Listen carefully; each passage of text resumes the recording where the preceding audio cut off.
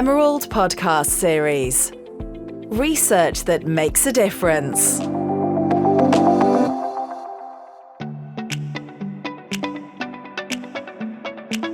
Today, I'm joined by Nicola Sharp-Jeffs, internationally recognized expert on economic abuse. Economic abuse is a legally recognized form of domestic abuse. It often occurs in the context of intimate partner violence and involves the control of a partner or ex-partner's money and finances, as well as the things that money can buy. In 2017, Nicola set up the charity Surviving Economic Abuse, sparked by her determination to raise awareness of economic abuse in the UK. In 2018, Nicola was also appointed an Emeritus Fellow of the Child and Women Abuse Studies Unit, CWASU, at the London Metropolitan University in the UK. In 2020, she received an OBE for services to victims of domestic and economic abuse. In 2021, she won the 2021 Charity Times Rising Leader of the Year Award.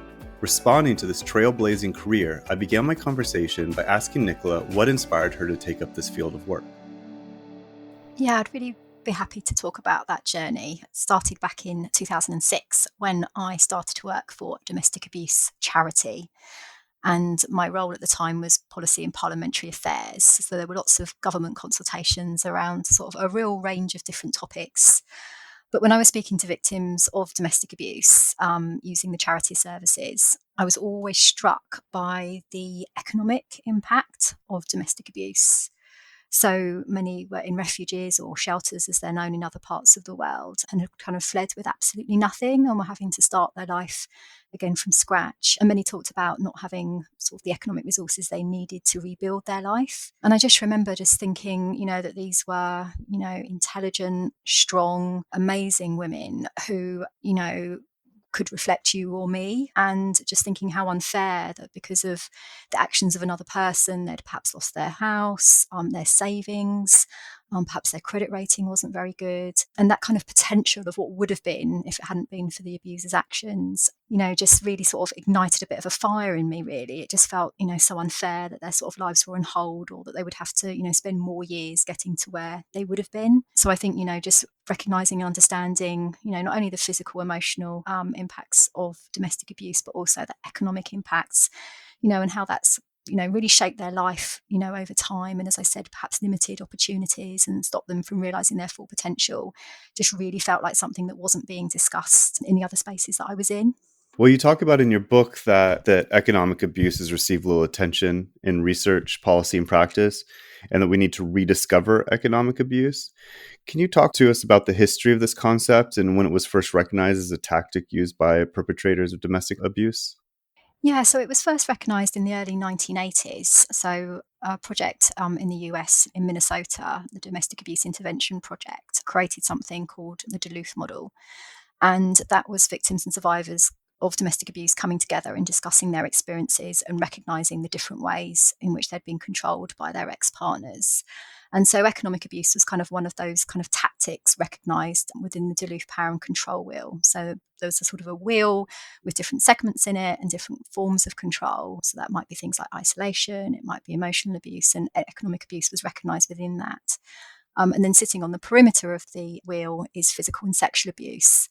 And, generally as a society, we think that domestic abuse is mostly about physical violence. And we don't always recognise it's a pattern of controlling and coercive behaviour, which sometimes includes physical violence, but doesn't always. And it's really about one partner seeking to control another sort of through these lesser forms of controlling tactics. And actually, it's when a victim survivor kind of challenges that control that the abuse might escalate to physical violence. So you can kind of recognise that, if you act in a certain way and there's a physical repercussion, you might start to modify and change your own behaviour to kind of stop that physical violence from happening again.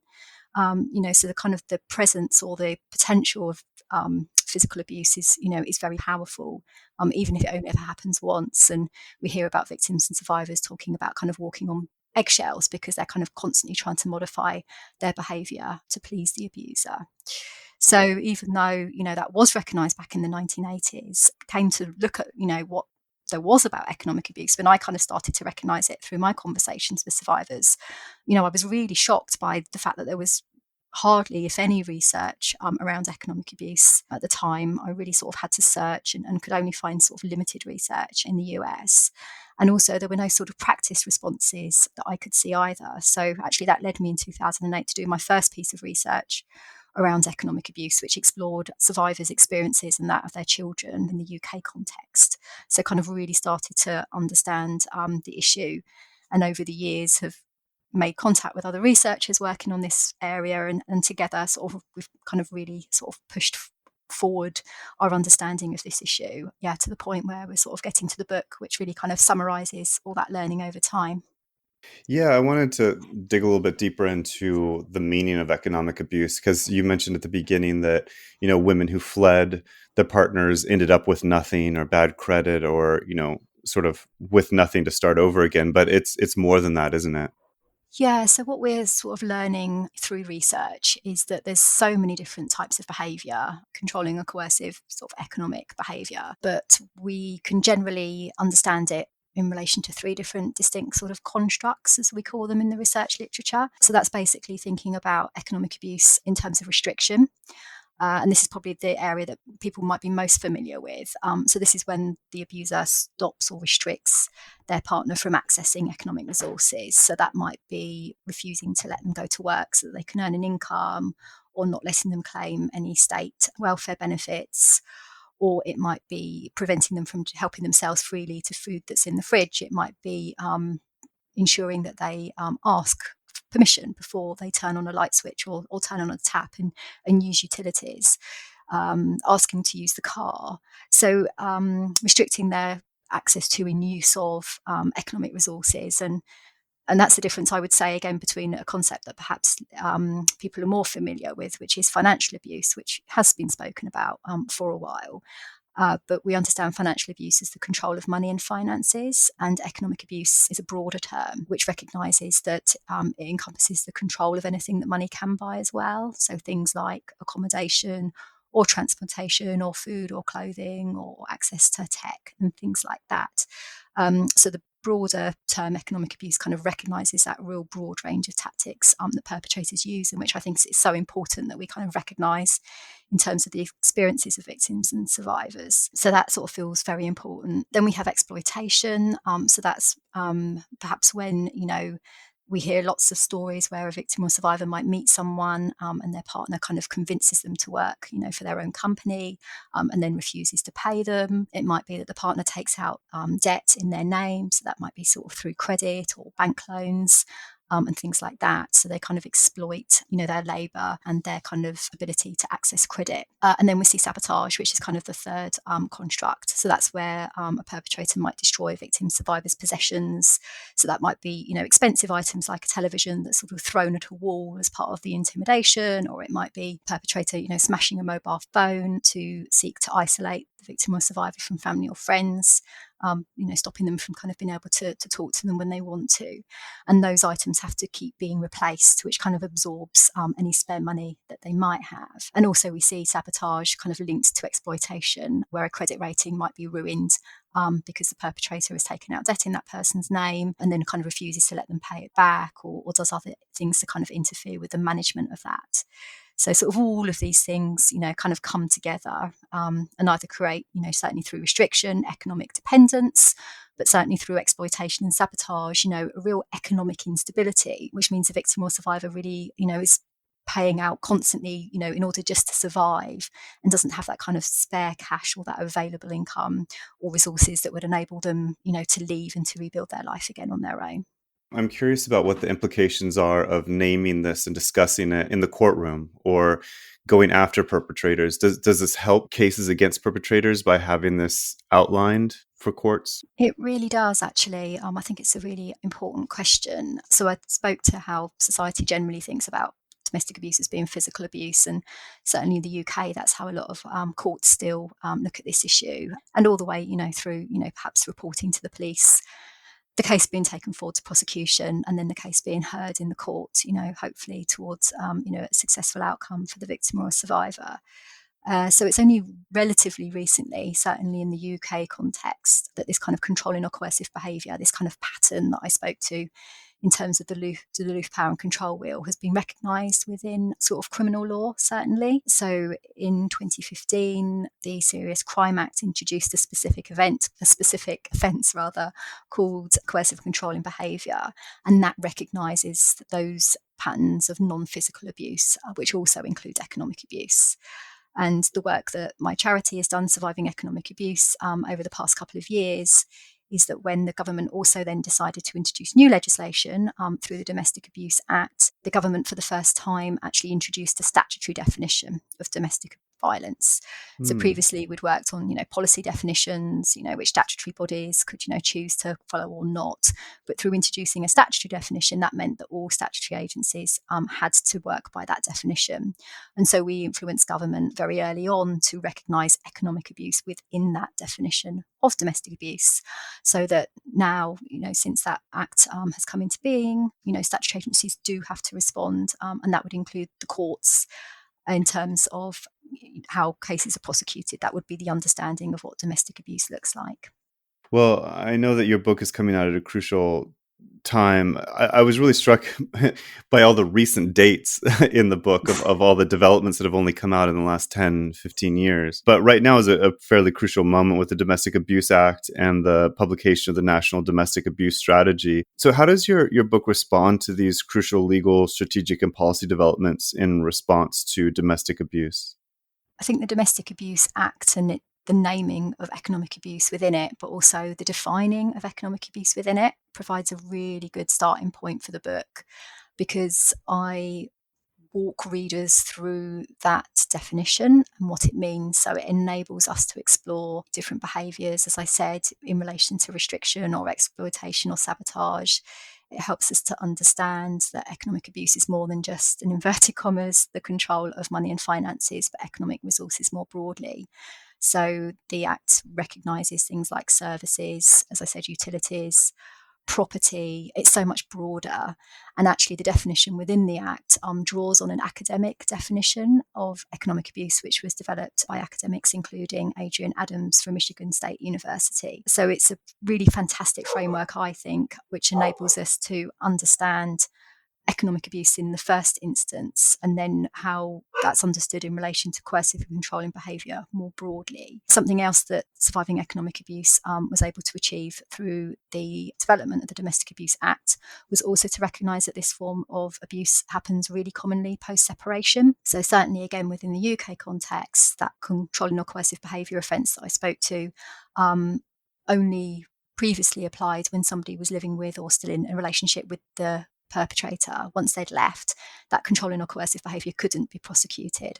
So we worked really hard for an amendment to the Serious Crime Act via the Domestic Abuse Act to make controlling and coercive behaviour, including economic abuse, a criminal offence post-separation as well. So I think it really kind of sets out, as I said, what economic abuse is, helps people understand it, what it looks like. And then that enables me in the book to think about different stakeholders and how they might recognise economic abuse in the different contexts within which they work, which I think is sort of really important in really getting across, how economic abuse particularly, really is everywhere in many respects. And, traditionally when we've responded to domestic abuse, that might have been through statutory agencies. But increasingly when we're thinking about sort of money and finances and economic resources more broadly, that requires us to start thinking about a broader range of stakeholders and thinking about how they can be incorporated into this work. So whereas sometimes money and debt advice organisations or financial institutions such as banks have kind of been seen as on the periphery of this work, actually what I argue within the book is that it needs to be central to this work, because what we see is that victims and survivors, certainly around economic abuse, are more likely to disclose that control to a bank than they are to the police. You mentioned, I saw in your introduction that you're really hoping that this really is sort of a new field of exploration for researchers, and you're hoping to spawn that. So do you find yourself now in a new context of researchers and people that are working on this? Absolutely. So I'm really motivated in many ways by a professor who supported my work since the very piece of research that I did back in 2008, Professor Liz Kelly at London Met University. And she really spearheaded research into sexual violence in the UK. And I remember her talking about that first piece of work that she did and how there was just so little around sexual violence.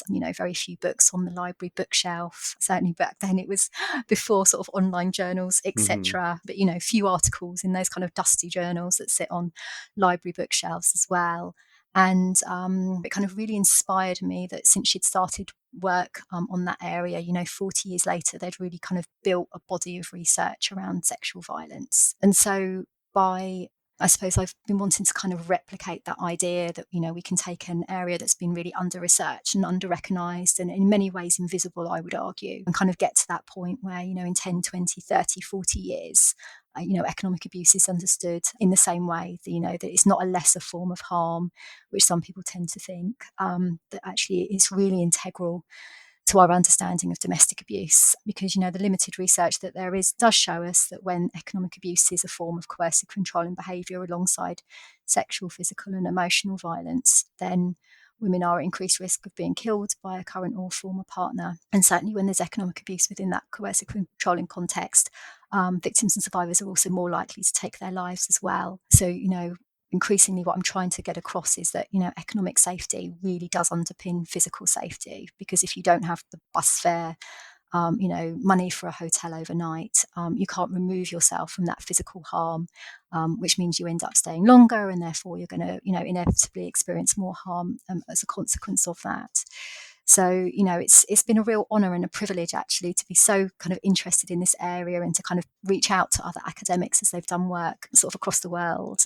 We've got partners in the US and Australia, in New Zealand and Canada, and to kind of really sort of build that body of literature up together and really kind of challenge each other and move it forward. Yeah, well, that is what I wanted to ask you about, this larger context, because in your book you discuss the Westminster policy in the UK, but you also reflect on the case for naming and defining economic abuse in the statute, and that it would have wider implications. Can you explain that a little bit? How it does have wider implications and reaches beyond the UK? It really does, because, whatever country we live in, coercive controlling behaviour exists, sadly, and women are being killed, sadly. And sometimes those behaviours might look slightly different depending on particular context. So South Asian women, for example, might talk about dowry. There'll be lots of different ways in which economic control is being exerted over women in different countries. But that kind of common understanding of economic abuse in those constructs means that we can understand those behaviours as either restriction or exploitation or sabotage, which means we can kind of really understand and locate them, certainly within our academic understanding. But when we start to name things like economic abuse in legislation, whether that be in the UK or in other countries, what we are doing is actually naming this form of abuse, as you said. And that's incredibly powerful in just so many different ways. Firstly, for victims and survivors, because they'll have been experiencing these behaviours, and will have recognised that they're wrong. But if they don't have a name to kind of give them or to describe them, it could be really difficult to reach out for help. Similarly, if they do reach out for help and the police don't understand what economic abuse is, they won't understand the significance of those behaviours either. So sort of naming and defining really helps us to give victims and survivors that validation of their experiences, and they provide a route, to creating responses. And that might be, a criminal response, as we've just discussed, or it might be a really sort of practical response as well. It's interesting you point out that going to the bank or talking to people other than police about the types of abuse that these people are experiencing. And you make a case in the book to expand the coordinated community response model to domestic abuse to address economic control through involving non-traditional stakeholders. Do you think you could speak a little bit about that, the coordinated community response model? Absolutely. And it's another concept that we've borrowed from the US. Mm. So similarly, Duluth created the coordinated community response model. And that was really important because what it did was centre victims and survivors and also not lose sight of perpetrators. It holds them responsible for their behaviour as well. And it recognises domestic abuse as a societal issue. It talks about how societal norms and structures create inequality, which abusers take advantage of through their control of their partners. So by understanding domestic abuse as a form of kind of entitlement, which is supported by social norms and behaviours, it says that as a society, we therefore need to respond to domestic abuse. So it can't be one particular agency or organisation. It has to be everybody working together in order to address domestic abuse. And as I said a little bit earlier, traditionally, money and debt advice organisations, banks, other financial institutions, insurance, pension providers, there are so many different industries, I guess, that economic abuse is relevant to, and that hasn't been recognised until recently. So certainly within the UK context, for example, the domestic abuse bill, as it was being developed into an act over time, coincided with another kind of wave of activity in the financial services sector in the UK, which was around customer vulnerability. So that was a recognition that, for some financial services, some of their customers might be more vulnerable than others. And vulnerable customers might be people who have terminal illness, or they might be people with mental health challenges, or they might be people who have been recently bereaved. And so again, we really worked with the financial services industry to recognise domestic abuse as a vulnerability as well. So there's been a bit of a momentum created in the customer vulnerability space, which means even though banks under the domestic abuse legislation don't have a statutory duty in the same way that statutory agencies do when it comes to responding to this issue, actually the financial services industry is recognising that it is also responsible for the well-being of its customers. And there's a number of kind of voluntary codes and guidelines that exist now that enable them to respond appropriately. So, we've really seen a difference where, frontline domestic abuse services, would have said, 5 years ago, there's a victim survivor that I'm supporting, there's a joint bank account, the abuser has taken all the money out of the joint bank account, they've run up debt on the bank account, and they are refusing to let the victim or survivor remove herself from that bank account, because traditionally both parties would need to consent to that happening. And what the banks are now saying through something called the Financial Abuse Code, which was introduced in 2018, is that we're not going to let this control be ongoing. We're actually going to, in cases of domestic abuse, actually remove one party from a joint financial product without their consent. And so that's a real step forward. And, a lot of the problems around joint bank accounts and other joint financial products, we couldn't have resolved without the banks kind of taking that step. So it just really shows the importance of, different stakeholders working together to achieve those outcomes, and recognising different contexts in which perpetrators will try to kind of continue to exert that control. And our work at Surviving Economic Abuse is closing down those opportunities wherever we can. So this is now another tool to hold abusers accountable for the behavior. What do you think the impact is of that, and what the impact will have for the victim survivors being able to name this and go after this economic type of abuse? Yeah, I think until we name economic abuse and find those different avenues for holding perpetrators accountable, there's just no way of challenging those behaviours, because they are, again, to coin another American researcher called Evan Stark, hidden in plain sight, because domestic abuse kind of draws on existing inequalities. We might not question why somebody who previously went to work has suddenly stopped doing so because they've met somebody. We don't think about how money might be used as a way of controlling someone within a household. So, we might look at somebody who's living in a very large house. Perhaps they have expensive cars and an exclusive neighbourhood. Their children might even go to a private school. But that doesn't mean that the people within that house have equal access to the resources within it. As I said, it could be that the victim and the children perhaps have to ask before they take food out of the refrigerator. They might not have access to the keys to drive the car. They might talk about leaving, but are told that no longer will the school fees be paid. So until we start bringing these behaviours out into the open through things like criminal legislation or through codes of practice and different mechanisms in different industries to really kind of identify and address this behaviour, then as a society more generally, we're not going to understand, recognise and challenge those behaviours. So I think, all these initiatives, taken together slowly but surely will kind of chip away at some of the everydayness, I guess, of what we see, and cause people to understand these behaviours differently and to recognise the harm that they have. Well, we mentioned that, there's a lot of new research going on in this field. And then in combination with the legal, the governmental, and the societal responses to dealing with this domestic violence and abuse, are you optimistic when you look to the future? Are you hopeful that things are going to be changing in a bigger way? I'm really hopeful, actually, because I think so much has been achieved in such a short period of time. Again, I think it's a real privilege to start working on an issue like this and to see researchers come together for the issue, to be taken seriously in lots of different countries, to see similar charities to surviving economic abuse being set up, to see legislation change so quickly. It's amazing, to kind of look back on that journey and to think how far we've come. And, in many ways, I couldn't have written this book, even 5 years ago. It just would have been really difficult. So, that gives me a lot of hope for the future. See, that in itself is really amazing to me. And then how quickly it just caught fire, didn't it? Sometimes I berate myself for not having started the charity a little bit earlier. I did research for a number of years and explored what other countries were doing. I was really lucky to go to America and Australia to sort of look at innovative responses there. But I think, sometimes the time is just right. And I think we had an opportunity to change legislation. There was a customer vulnerability agenda that was really developing that I spoke to. And it's created that momentum for change in the UK, which I'm also seeing, in other countries across the world. And it means that we can all learn from each other. A lot of the CEOs in the sort of the various charities in other countries and we have kind of regular meetings.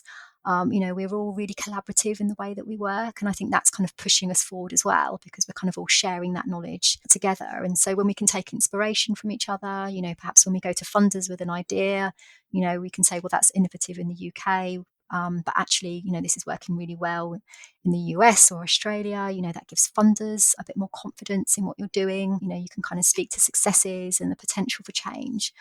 So I think this kind of global community is just really important. And it's just kind of really pushing things through, kind of in a way that it does feel really significant, actually. And it's, you can start to see the difference. I know, again, we work with a partner agency called Money Advice Plus, and they're a debt and money advice agency. And together we run a financial support line for victims and survivors, and we run a national casework service, and we've developed a form to help challenge debt and the repayment of that for years after a victim has left. And again, 5 years ago, a victim or survivor wouldn't have called that service and said, I'm experiencing economic abuse, but increasingly I hear that they do. Which just really, shows change in, at every level, from the individual being able to recognise and name their experience, right through to a statutory framework which kind of recognises and responds to it. Well, I'm so impressed by your work and your book and everything you're doing, and I think it's so great to see this real world impact of the work you're doing. So thank you for that. Well, thank you very much indeed. Yeah, and thank you for coming to talk to me about it today. I really appreciate that. It was really insightful. Thank you. Well, it's been an interesting conversation. So I hope people buy the book. And I look forward to, just hearing, responses to it. I would love it to be sort of a catalyst for discussion and more learning. So I'm really sort of excited about, how its publication will, create more momentum and, hopefully create more change moving forward. Great. Thank you. Thank you for listening to today's episode. You can find a transcript of our conversation and more information about our guest on our website. I'd like to thank Katie Mathers for her help with today's episode and Alex Unions of This Is Distorted.